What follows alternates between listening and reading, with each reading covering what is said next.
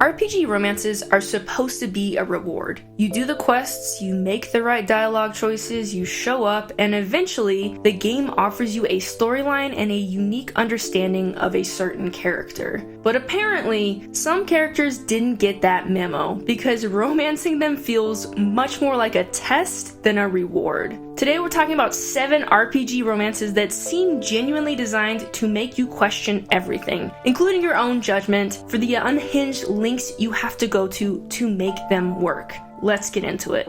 First up, we have Sebastian from Dragon Age 2. Sebastian is DLC. He is not in the base game. You have to pay to unlock the privilege of pursuing one of the most demanding and least forgiving romance tracks in the entire Dragon Age series. Seriously, one wrong move and it's all over. Don't you dare flirt with anyone else, not once, or you will be kissing goodbye your chances with Sebastian. For how challenging he is to romance, he's not even present anywhere near as much as any of the other companions, meaning you will have less time to develop your relationship with him and discover why you would even want to romance him. The whole thing honestly feels more like a test of how carefully you're willing to play the game than an actual romance. And it's all for a character that you had to pay to access in the first place. Wonderful. For our next romance option, we're sticking with Dragon Age 2 to talk about Fenris. In contrast with Sebastian, Fenris is a much more well-developed and complicated character, so the hoops you have to jump through for him in many ways feel more worth it. Fenris, like Sebastian though, is not straightforward to romance. He has extreme trauma which will require you to build a strong, trusting relationship with him and stick with him through everything. Do not follow temptation and get with someone else, not even once, because Fenris requires commitment. This relationship is a slow burn with many ups and downs that make sense for what Fenris and Hawke are navigating, and you'll need to ride all of it out if you want that final, happy ending. Now, if Sebastian and Fenris are frustrating because of the mechanics of their romances, Queen Galfrey from Pathfinder, Wrath of the Righteous, is frustrating because of who she expects you to be. Her romance path requires you to be non-evil, and if you're not building your character that way from the jump, you're pretty much out of luck. You will have to know, basically from the beginning of the game, that she's who you want to pursue because you need to initiate flirtation with her early on and maintain it through multiple acts. She expects constant proof that you're as dedicated to duty and justice as she is. Anything that she sees as irresponsible or unchivalrous is basically permadeath to your chances of a romance with her. Her romance isn't difficult because she's particularly complicated, it's because she requires you to be a specific and rigid version of a person, and she is not really willing to meet you in the middle on that.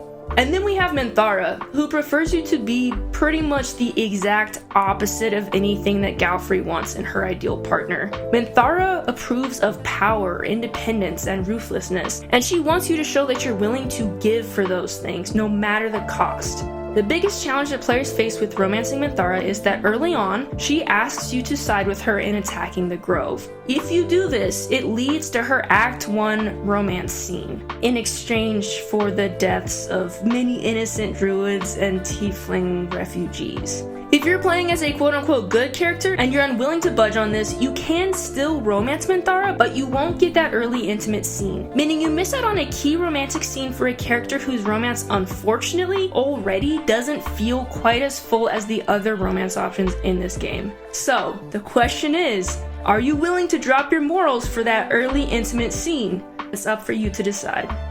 And then there's Sera, who takes the rigidity of Queen Galfrey and adds something even more personal. She doesn't just want you to meet her requirements, she wants you to share her beliefs. She dislikes complex magic, anything that she considers quote-unquote elfy, and she is not subtle at all about her dislike for these things. If you behave in a way that conflicts with anything that she values, you'll lose her approval and potentially her interest entirely. And if you're playing as an elven inquisitor, she will demand that you abandon your heritage. Zero compromise or nuance, just a straight up ultimatum. The real issue, as if all of this wasn't bad enough already, is that she's not even that likable as a romance option. The hurdles that she makes you jump would be exhausting for a character you were deeply invested in, so for Sera, they're much more than exhausting. Wenduag takes everything that makes Sera difficult and adds narcissism, frequent plotting, and expectations that she will make very clear and very painful should you fail to meet them. Navigating her romance means carefully managing each interaction, accepting the genuinely evil things that she does without any pushback, and continuously proving that you understand her relationship with power and strength. She doesn't just want a partner, she wants someone who will prove that they're worthy to stand next to her, on her terms and indefinitely. The romance is easy to miss or break entirely because she's not waiting for you to figure this out. She's already decided what she needs, and if you want to romance her, your job is to try and catch up with where she's at. And finally, let's talk about Daeran from Pathfinder Wrath of the Righteous, whose romance hides a trust counter from you that's crucial to the success of the romance. The trust requirement for Daeran's romance is huge. You'll need to have trust points with him, and you'll have to build that trust without being over the top or too quote-unquote traditional. Daeran prefers that you show genuine care for him while being witty and cynical, and you'll need to walk that line carefully if you're planning on winning him over. If you don't build enough trust with Daeran, even if you complete all his quests, you can still fail to get a committed relationship with him at the end. With the trust counter being hidden, you could theoretically think you're doing great with this relationship all the way through, only to end up as friends with benefits at the end instead of romantic partners. RIP to your playthrough if you wanted more than friends with benefits. Have you gone to any unreasonable lengths for an RPG romance that probably didn't deserve it? I feel like we all have at least once. Please drop your worst experience in the comments. If you like more content like this, please like and subscribe, and I'll see you in the next one.